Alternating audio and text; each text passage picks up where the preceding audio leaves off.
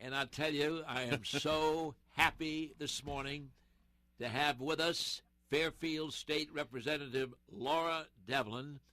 She is the ranking member on the Transportation Committee who is going to be talking bipartisan Stanford rep coming out against tolls. Another fighter against tolls. And Laura, good morning, and thank you so much for what you're doing.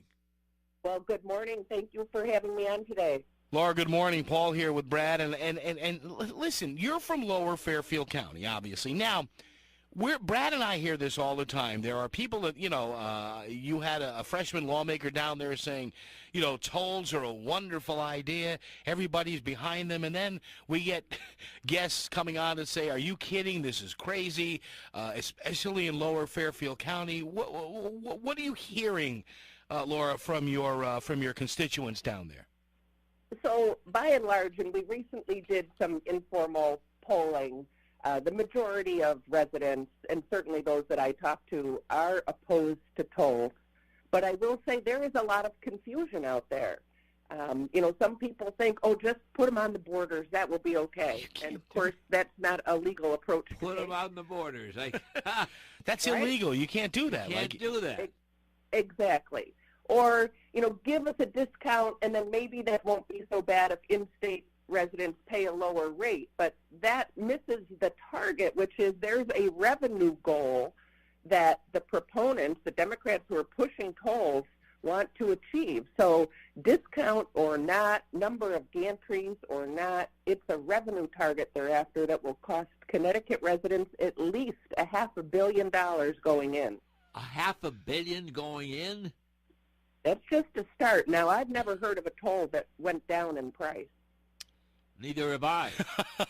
Yeah, really. And again, this Representative... Unbelievable what they're trying to do, I'll tell you right now. And Brad, there's also, and I'm sure Representative Devlin can touch on this too, isn't there a proposal out there, not only to obviously put tolls out there, Laura, but also you would have, this toll commission or a board of unelected people who would essentially govern how high the tolls would be?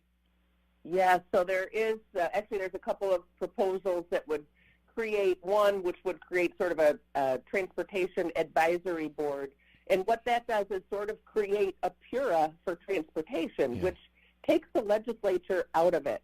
So that means that, residents of this state can't hold their lawmakers accountable. Because the lawmakers, and let me stop you there, Laura. The lawmakers would then be able to wash their hands of this and say, well, we didn't say to raise the tolls. It was the toll board that did that. Exactly. I believe, and my caucus believes, there are alternatives. Everybody agrees we need to invest in our infrastructure, but don't believe that we need tolls to do it.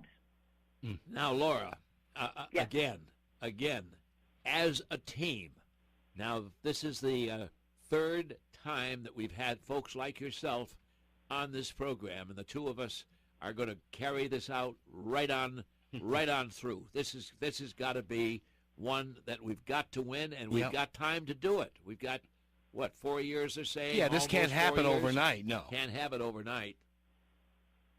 No, but it can be voted on in this session. Oh. So what's important is that the residents of this state really are informed, and in fact, we're going to be hosting a series of informational forums to provide the facts about tolls so people can make informed decisions. And should they determine tolls are not the right approach, that they pressure their lawmakers. Because right now, the majority has the numbers to be able to pass tolls. And if that happens in this legislature, it will take some time for them to be in place, but that approval from the state perspective would have happened.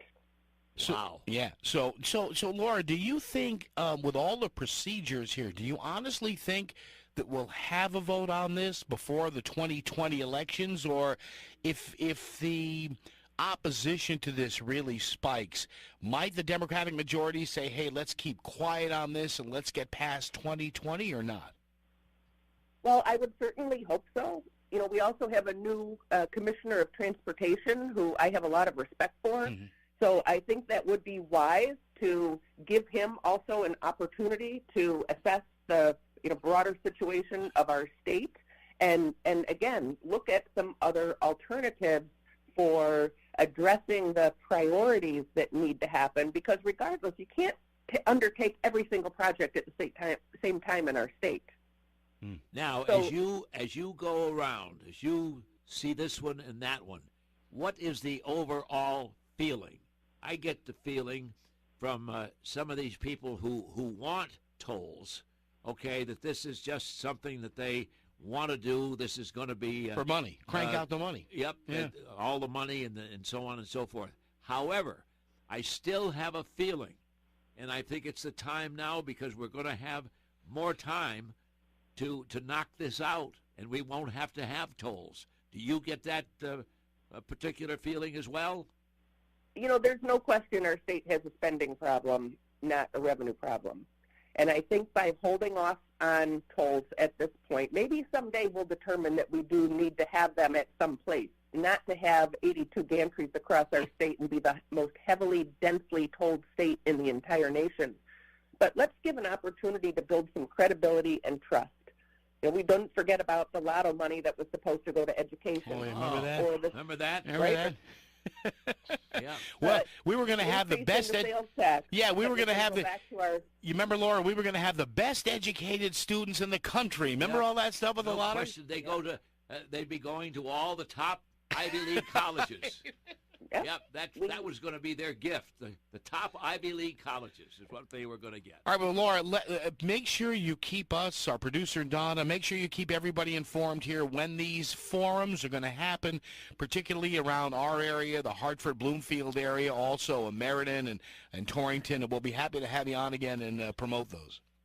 Great, thank you. The first is actually this next Thursday in Fairfield, but they will be across the state. All right, great. That's fabulous. State Rep Laura Devlin, Republican ranking member of the Transportation Committee. Laura, thank you. Don't be a stranger. Give us a call back. I Thanks, tell you guys. something. Thanks. Bye-bye. I'm very, very happy with what they have done so far. Well, I think they're starting to make noise, Brad, and you They can't. are. Yeah, and listen, Brad. They call us all the time. And I think what Representative Devlin just said is interesting. If people want to ultimately say, okay, we need tolls, let's just make sure that they have all the information and the facts out there. Here's what it's going to cost. This is what it's going to cost. And, Brad, a report came out about a month ago, and I put it on my Facebook page and sent it to all my friends with, they said, okay, if you start at point A and you work at point B and you do this every day, this is how much it's going to cost you over a year. So, the